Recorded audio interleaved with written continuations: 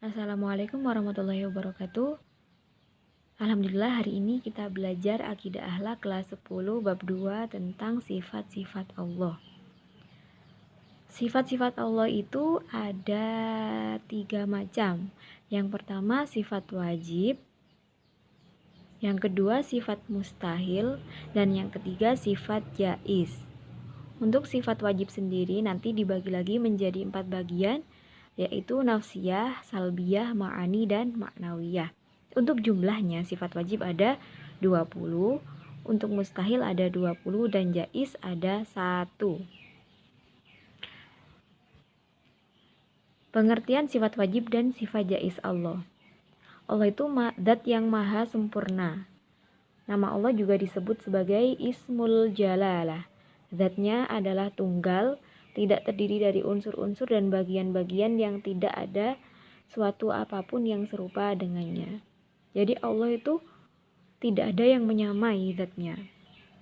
Kemudian kalau kita beriman kepada Allah, berarti kita wajib beriktikad dengan penuh yakin akan sifat-sifat yang wajib, sifat-sifat yang mustahil, dan sifat-sifat yang jaiz. Sifat wajib Allah itu adalah sifat yang khusus hanya dimiliki oleh Allah dan tidak ada satupun makhluk yang memiliki sifat tersebut. Adanya Allah menjadi salah satu sifat yang melekat pada sifat wajib Allah. Sifat wajib Allah inilah yang membedakan Allah sebagai Sang Pencipta dengan semua makhluk ciptaannya. Kalau sifat mustahil Allah adalah sifat yang tidak mungkin dimiliki Allah sebagai zat yang maha sempurna. Mustahil, Allah bersifat mustahil tersebut. Kemudian sifat jaiz Allah adalah sifat yang mungkin boleh ada atau sifat yang mungkin boleh tidak ada pada Allah. Kemudian kita sekarang belajar tentang sifat wajib Allah. Sifat wajib Allah itu ada 20. Dalam Al-Aqidah As-Sughra yang terkenal dengan judul Al-Barohain, Imam As-Sanusi mengatakan, "Famimma yajibu limaulana jalla wa azza 'ishruna sifah." Maka di antara sifat wajib bagi Allah, Tuhan yang Maha Agung dan Maha Perkasa adalah 20 sifat. Dan setiap mukallaf wajib meyakini secara mantap tanpa keraguan. Kita harus yakin Allah punya 20 sifat wajib, itu harus. Sifat yang pertama, sifat wajib yang pertama, wujud atau ada. Allah itu ada dan berdiri sendiri. Kemudian yang kedua, kidam atau terdahulu. Allah sudah pasti lebih dahulu dari semua makhluk yang diciptakannya. Wal awwalu wal akhiru wal zahiru wal batin wa huwa bikulli syai'in alim. Allah itu yang awal dan yang akhir dan yang zahir dan yang batin, dan Dia Maha mengetahui segala sesuatu. Kemudian sifat wajib yang ketiga, baqo atau kekal. Di sini semua makhluk itu akan binasa, akan mati pada hari kiamat, tetapi Allah itu ada selamanya. Allah tidak akan mati. Kemudian yang keempat, mukhalafatul lil hawadisi, berbeda dengan makhluk ciptaannya. Sudah pasti Allah itu sebagai pencipta beda dengan apa yang diciptakannya.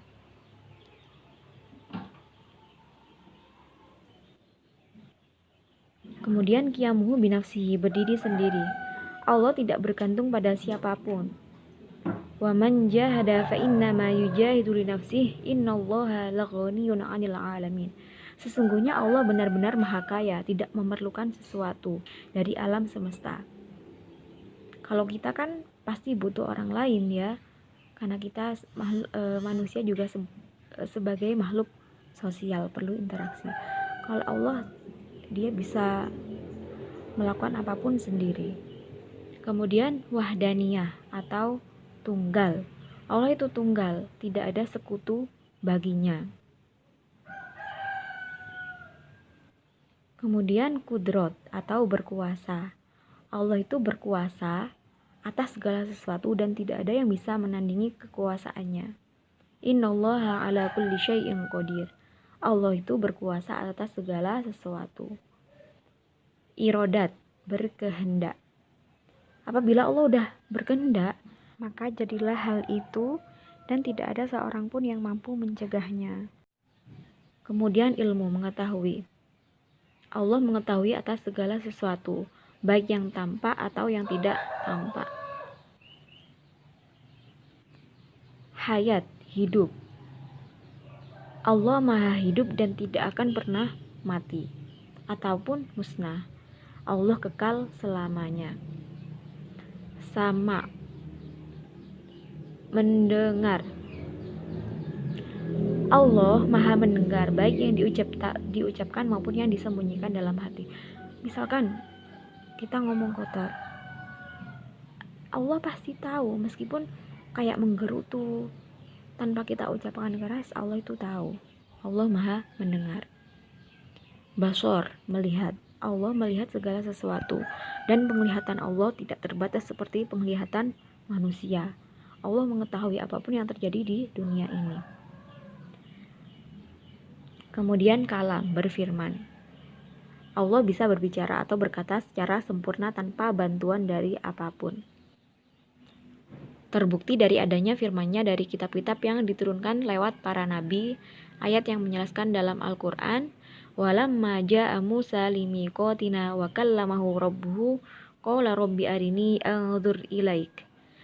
Dan tatkala Musa datang untuk munajat dengan kami pada waktu yang telah kami tentukan, dan Tuhan telah berfirman langsung kepadanya.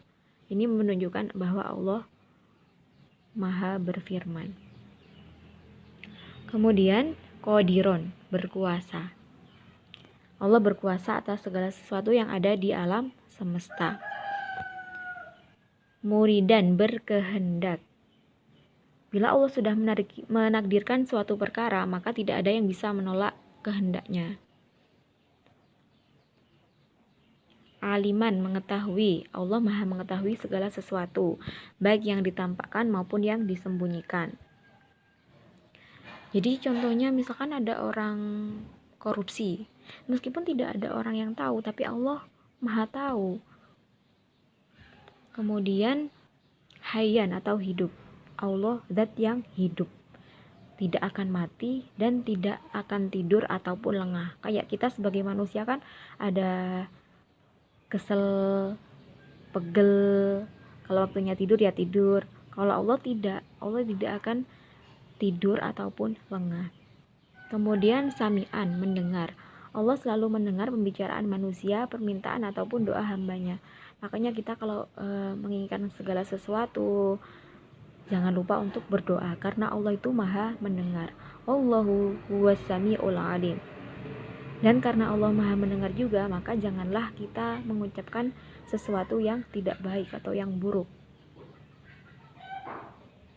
Basyiron, melihat. Allah bisa melihat segala apapun. Allah melihat gerak-gerik kita, oleh karena itu hendaknya kita selalu berbuat baik. Innahu huwas sami'ul basir. Allah maha melihat. Mutakalliman, berfirman atau berkata-kata. Mutakalliman juga berarti berfirman ya.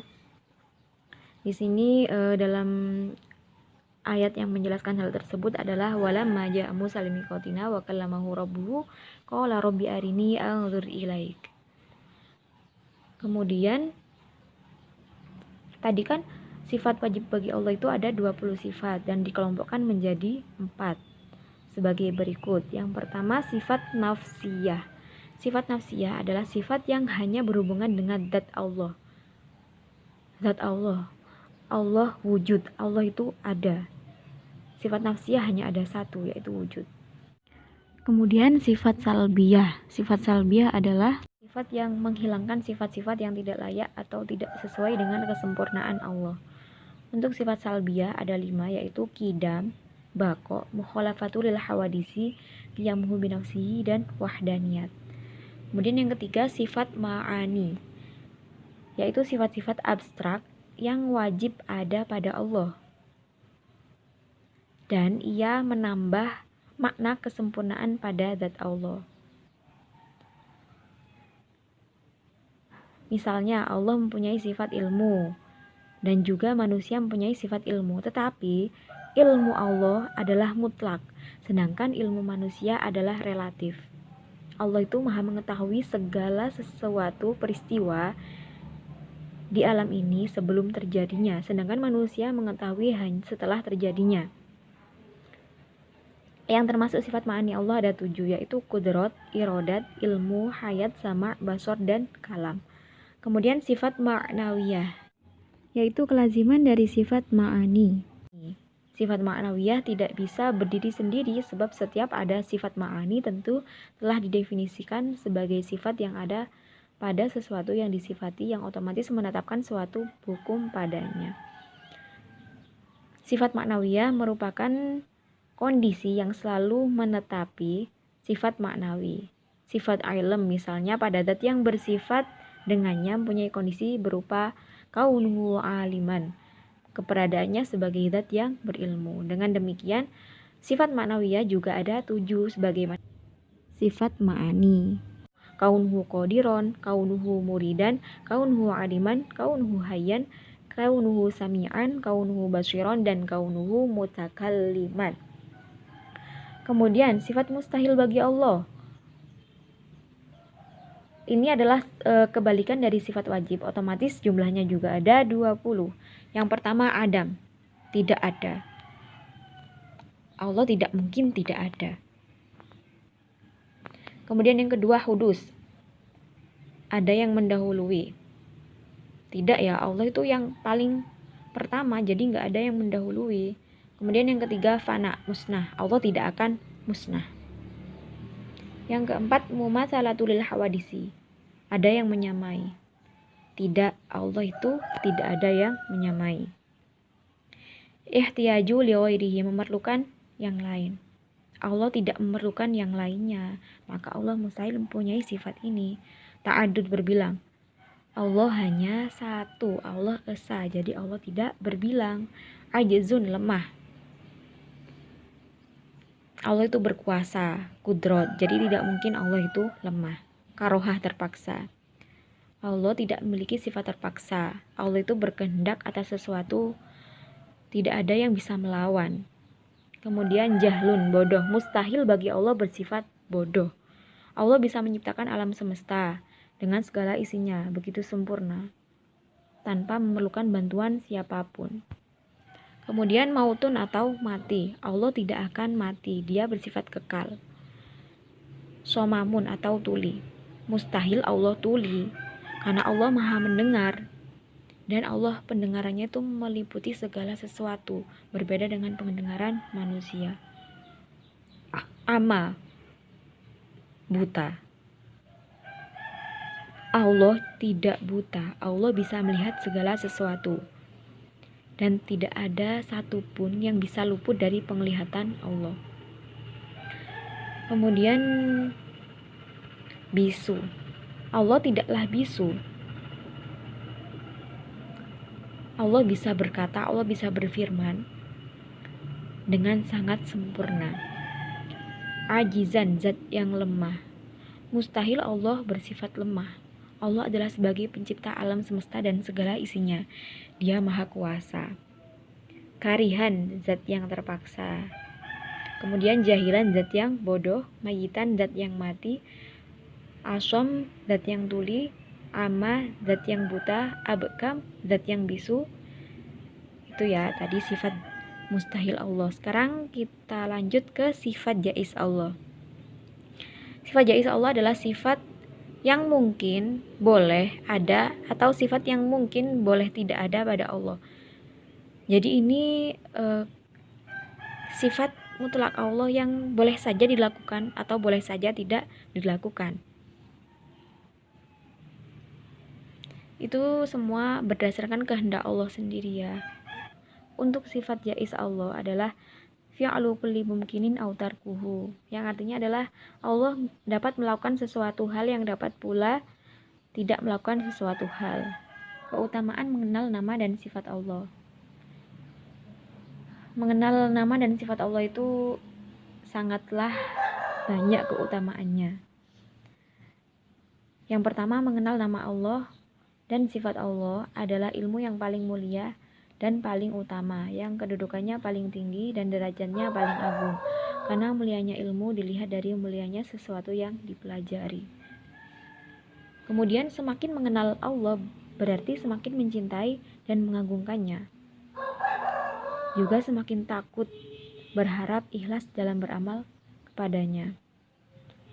Karena semakin seseorang mengenal Allah, maka semakin ia berserah diri kepada Allah. Semakin ia menjalani perintah Allah dan menjauhi larangannya. Contohnya kita tahu, Allah Maha melihat, Allah Maha mendengar. Kita pasti akan merasa takut bahwa segala waktu, setiap waktu Allah pasti akan mengawasi kita. Kemudian yang ketiga, Allah itu menyukai nama dan sifat-sifatnya. Kemudian yang keempat, iman akan semakin bertambah. Dengan mengenal Allah, maka iman kita senantiasa akan bertambah. Yang kelima, manusia diciptakan untuk menyembah Allah semata dan mengenalnya. Allah berfirman, "Wa ma khalaqtul jinna wal insa illa liya'budun." Kemudian menenangkan jiwa dan melapangkan hati, menguatkan iman. Iman kepada Allah. Dan itu rukun iman yang pertama paling afdol. Jadi bukan hanya kita berkata aku beriman kepada Allah, tapi kita tidak mengenalnya. Beriman dan yang benar adalah dengan mengenal nama Allah dan sifat-sifatnya sampai derajat yang yakin.